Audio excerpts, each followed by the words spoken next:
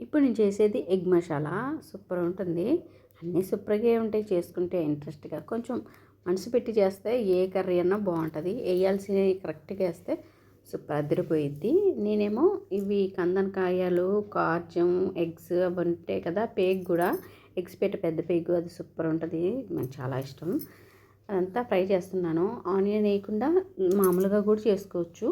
లేదులే కొంచెం curry type కావాలంటే ఆనియను అలాగా యాడ్ చేసుకోవచ్చు. టమాటో కూడా వేసుకోవచ్చులే కానీ ఇట్లా కూడా బాగుంటుంది మసాలా. ఎగ్ మసాలా కదా ఇది, అందుకోసమే టమాటో యాడ్ చేయలేదు. ఇలాగా కావాల్సినవన్నీ స్పైసెస్ అన్నీ యాడ్ చేసిన తర్వాత చిల్లీస్ ఇష్టంగా తినే వాళ్ళు ఉంటే తర్వాత వేసుకుంటే, ఫస్ట్ వేస్తే బాగా ఉడికిపోయిద్ది కదా, మనకి కనిపించదు. కొంచెం కలర్ఫుల్గా కనిపించాలంటే మిర్చి తర్వాత యాడ్ చేసుకుంటే బాగుంటుంది. కారం కూడా ఫస్ట్ అలా వేసేసి అలా ఉంచుతాను, కొంచెం మగ్గిన తర్వాత కలుపుతాను. మసాలా కూడా పేస్ట్ చేసేసాను, పొడిగా పొడులేం వేయలేదు, అందుకోసం బాగుంటుంది. ఫైనల్గా కొత్తిమీర వేసాను, సూపర్గా ఉంటుంది.